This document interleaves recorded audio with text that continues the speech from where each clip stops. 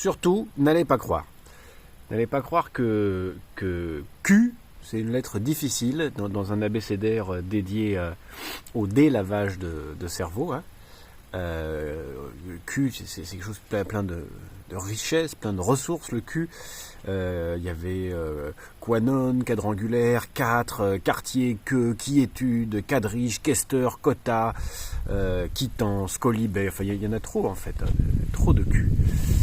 De mots en Q, pardonnez-moi. Et en fait, certains ont demandé dans les commentaires quanon. Alors bon, je vais en dire un mot pour dire pourquoi j'en parle pas et pourquoi j'ai choisi qualité, qualitat, hein, qualidad.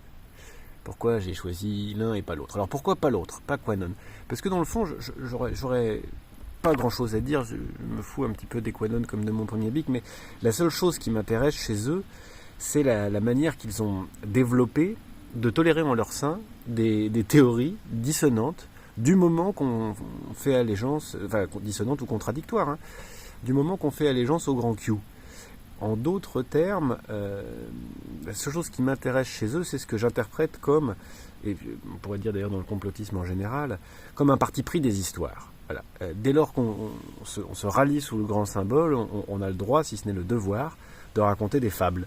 Voilà, de se mettre dans la mise en récit. Je sais bien qu'ils sont dangereux, à la poète, pas pour moi. Et puis par ailleurs, voilà, ce qui me semble notable, ce qui semble aussi bien dans le complotisme pratiqué et pas vendu, hein, que dans les théories quanon,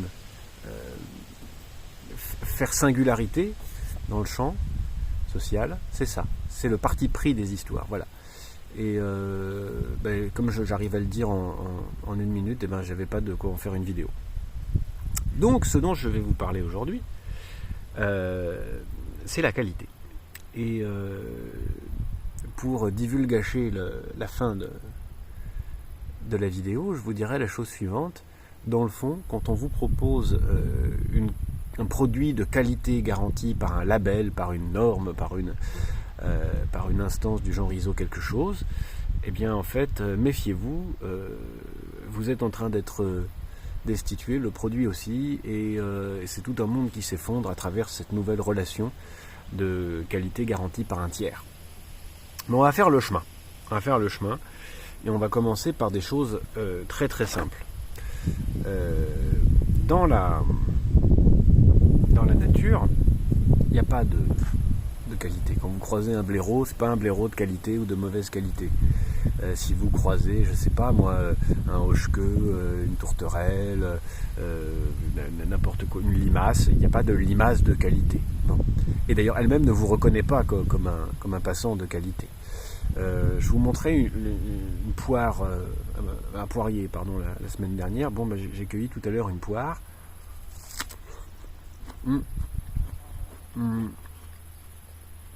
C'est la première que je goûte de ce poirier cette année. Elle est vraiment très très très très bonne. Elle n'est pas très belle, mais vraiment, elle a un arôme, waouh, extraordinaire et un peu désuet, mais un peu comme les poires. Hein. Les poires, c'est toujours quelque chose de nostalgique, en tout cas pour moi. Et la texture est très croquante et très juteuse, ce qui donne un peu de force à la chose. Mais elle n'est pas de bonne ou de mauvaise qualité, c'est une poire de mon potager. Bon. Alors, il n'y a pas encore cette relation de qualité qui vient entre nous, et ce que je peux projeter sur elle vient de ma sensibilité. Je la trouve bonne, je la trouve belle, je la trouve savoureuse, je la trouve ceci, cela. Ouais, elle est vraiment très très bonne. Alors si je questionne les voisins, les gens qui autour de moi tournent autour des fruits de ce potager, je pourrais demander à ma femme, à ma fille, ce qu'ils en pensent, ou des gens qui viendraient à la maison. De la même manière, la notion de qualité n'interviendrait pas. Mais si je demande aux voisins encore plus proches, que sont les limaces, les pucerons, les oiseaux, ils vont me donner un avis. Par exemple, j'ai trouvé fabuleux ce dessin en 3D de fraises. Ils ont réussi à bouffer l'intérieur en laissant l'extérieur. Donc je crois que les insectes apprécient mes fruits, voyez-vous. Ça on peut le dire. Mais la notion de qualité intervient pas. Et alors maintenant, on va passer ça, cette notion de quand on est dans la nature, il n'y a pas de qualité. Par contre, si j'achète des gousses d'ail dans le commerce parce que je veux en planter tout à l'heure, bah oui, là, la notion de qualité va intervenir. Dès que je passe dans un commerce, dès que je passe dans une transaction commerciale, la question de la qualité et de la correspondance à un standard prédéfini peut intervenir. Alors, le mot qualité au départ, en latin, hein, ça veut vraiment dire tel quel, ce qu'est quelque chose. Ce qu'est quelque chose. Et la qualité, c'est ce qu'est quelque chose. Voilà, c'est pas tellement plus compliqué que ça. Donc c'est ce qu'est quelque chose, puis ce qu'est quelque chose ou quelqu'un. Quelle est votre qualité ? Je suis ça. Vous savez, dans les anciens formulaires, il y a, je sais pas, âge, nom, prénom, qualité. Donc il faut dire ce pourquoi vous voulez être reconnu, ce que vous pensez être, quel est votre état. Alors, ensuite, ça se décline. J'aime bien identifier, vous savez, des mots qui commencent à se propager et à perdre leur signification. C'est toujours intéressant. C'est pas tous des signifiants flottants, mais c'est quand même toujours intéressant. À ce sujet, je regrette vraiment d'être allé trop vite dans mon alphabet, parce que là, il n'y a pas longtemps, j'ai lu un texte d'Illich fabuleux sur la mort et ce qu'il appelle les immorts, les gens qu'on empêche de mourir dignement, et en fait qu'on empêche de mourir comme un verbe. Et si on avait été à M ou si on avait été à I, à coup sûr je vous en aurais parlé. Mais la vie étant ce qu'elle est, on en parlera ailleurs autrement. Revenons à nos moutons. Donc, d'abord, c'est ce que quelque chose est. C'est l'essence de quelque chose, sa qualité. Ça devient ensuite tout simplement une forme d'évaluation. Les qualités qu'on peut avoir deviennent la qualité de quelque chose. Ça devient ensuite une qualité standard. Quand vous avez dans une entreprise, par exemple, un service qualité ou un responsable qualité qui s'assure du standard, du respect d'un standard dans la production. C'est-à-dire que le produit est toujours exactement le même tel que promis au client. En tout cas, on essaye.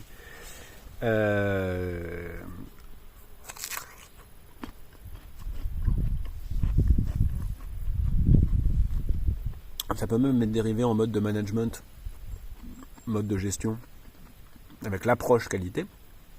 Donc c'est à la fois ce que quelque chose est, un jugement,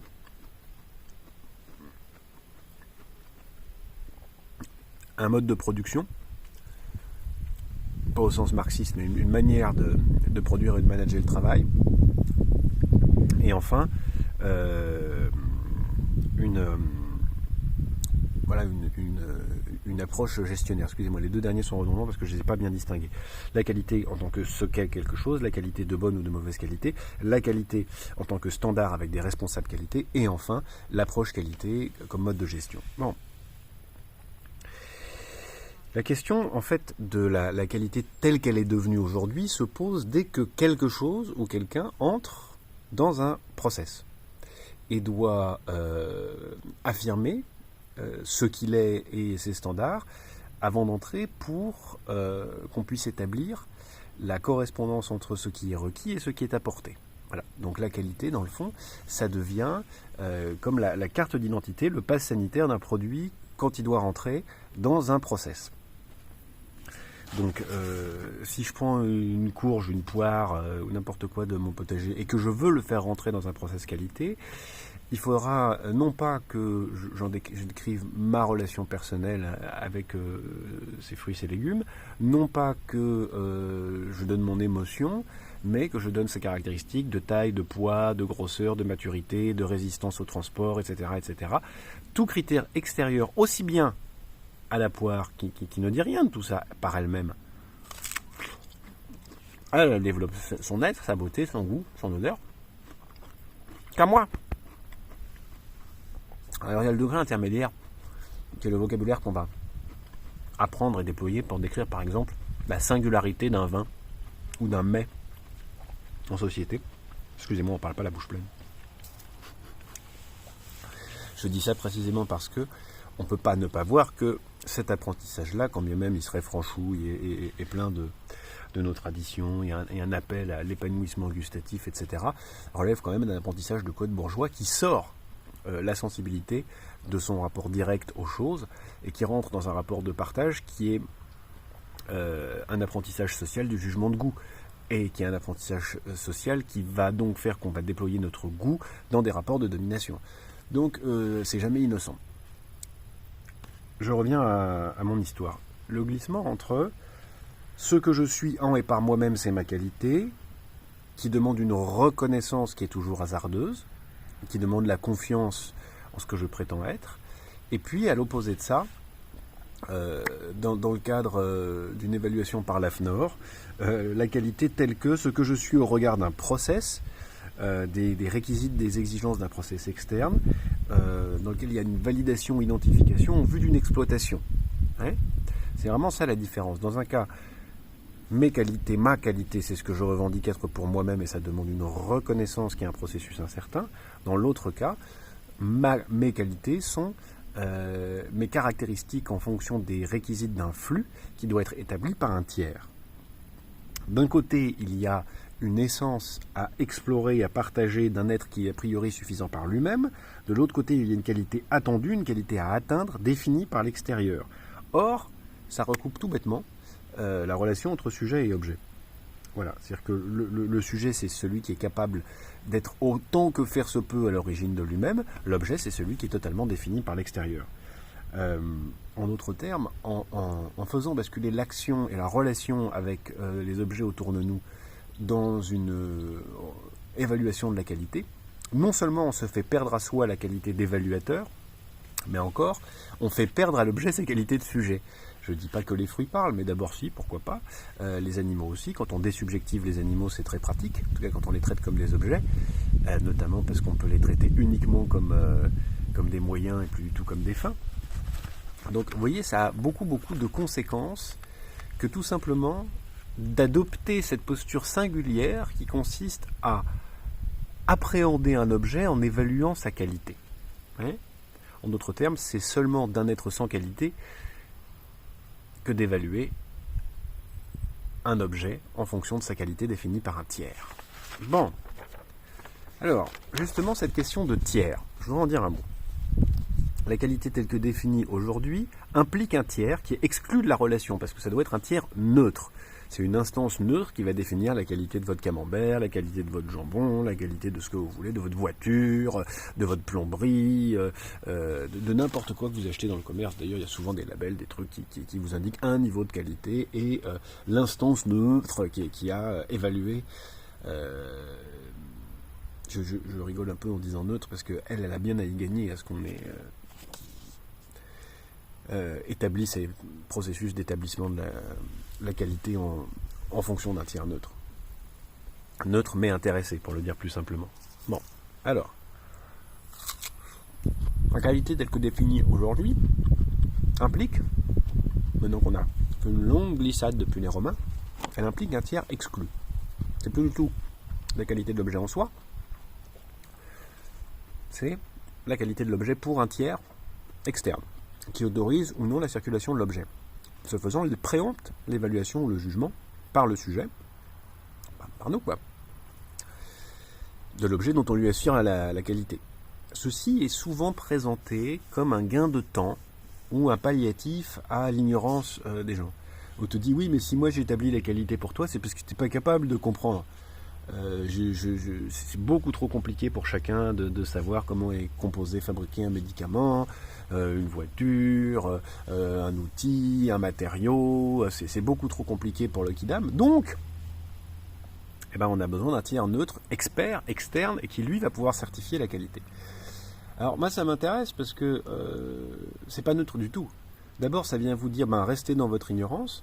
Et puis surtout gagner du temps parce que ça nous fait gagner de l'argent. Ne prenez pas le temps d'apprendre par vous-même à évaluer la qualité de quelque chose, ce que c'est, mais aussi dans le fond, aussi bien votre jugement n'est pas complet, mais encore, nous vivons dans une société dans laquelle on s'éloigne de plus en plus de pouvoir avoir la main sur ce qu'on utilise. Et c'est vrai. Est-ce que je sais, moi, comment fonctionne un téléphone portable? Non, j'en ai aucune idée. Est-ce que je sais ce que c'est que la magnéto-résistance géante des microprocesseurs de ce petit ordinateur joli avec lequel je me filme dans le jardin? Non, mais pas la moindre début de commencement d'une idée. Pourquoi je m'en sers? Pourquoi est-ce que j'en fais mon objet? Est-ce que c'est pas moi qui deviens son objet quand je m'en sers? Et pourquoi est-ce que j'accepte d'utiliser des objets qui rendent mon jugement à ce point dérisoire et ma capacité d'autonomie à ce point nulle? Alors, je peux dire que c'est comme dans une autre vie, en étant étranger à soi-même, mais vous voyez, c'est assez étonnant par rapport à du bricolage, par rapport à... Bon, je vais vous prendre un exemple tout bête. Quand j'ai fait il n'y a pas longtemps, maintenant, un sacré paquet de mois, une conférence de traverse à Carmo, je partageais avec les habitants le fait que dans ce quartier qui s'appelle le quartier du Rajol, il y a 2 ou 3 générations de ça, les gens étaient capables de vivre dans leur maison en pisé essentiellement. Il y avait tout un quartier comme ça dans lequel il y avait des maisons de travailleurs, de travailleuses qui fabriquaient eux-mêmes, ils étaient capables de faire leur maison. Et maintenant, on a tout foutu par terre et on a mis des H&M qui, dans un premier temps, ont offert du logement, de l'eau chaude et de la propreté, et qui maintenant offrent des politiques de la ville, une vie en débris, quoi. Et surtout des gens qui sont devenus beaucoup plus pauvres parce qu'ils ne peuvent pas s'occuper de leur maison.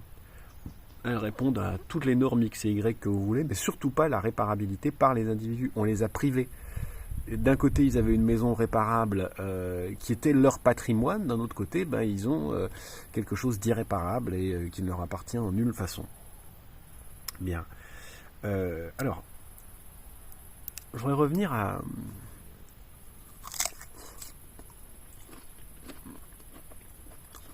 pour finir, à cette notion de qualité. Imaginez par exemple que vous allez dans une Biocoop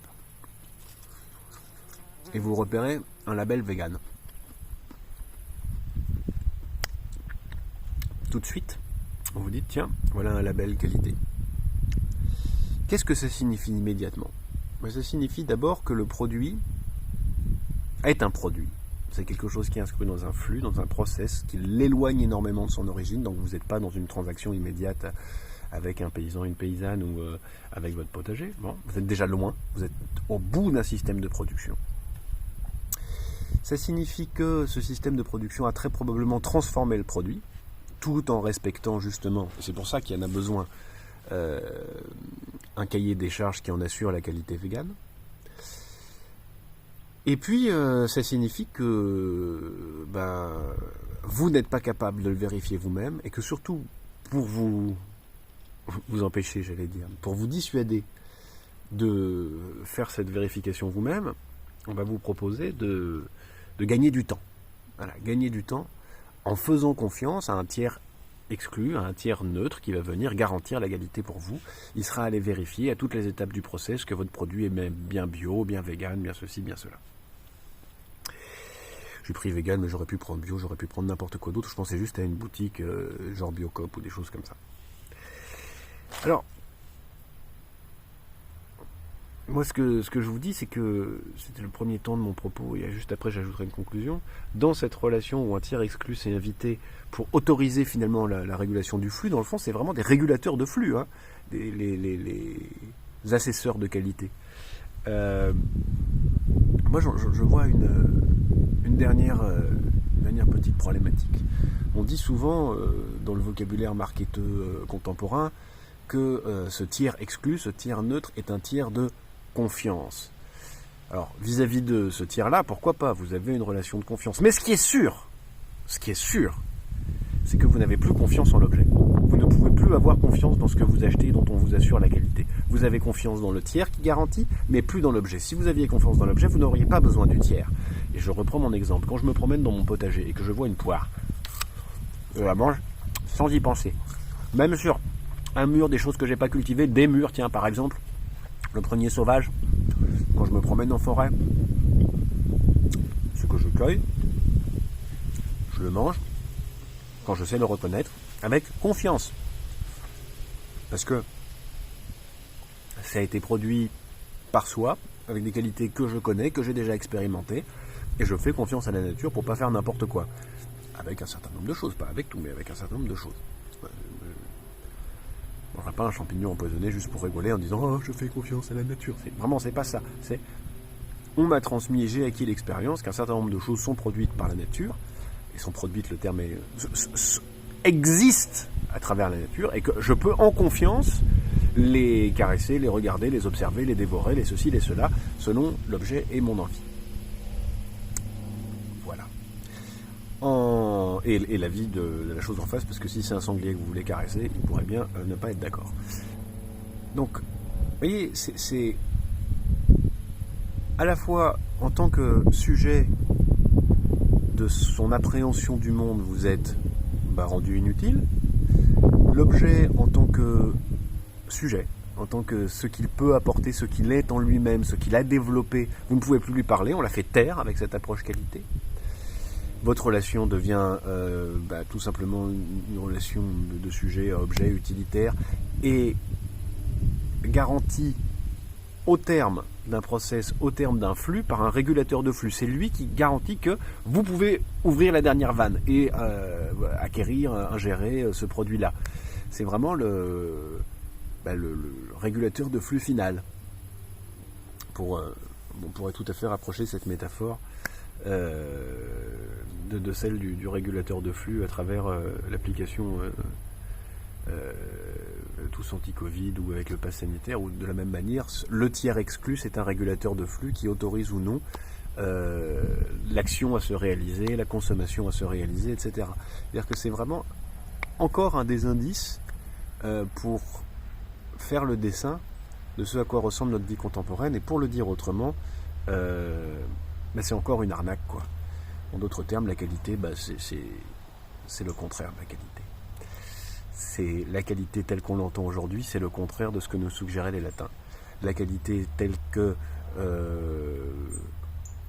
ensemble de caractéristiques déterminées par un process et un flux et certifiées par un tiers exclu, c'est le contraire d'un rapport direct à l'essence de quelque chose. Allez, 22 minutes pour un sujet pareil, je suis complètement fou. La semaine prochaine, dans la joie et dans la bonne humeur, comme République.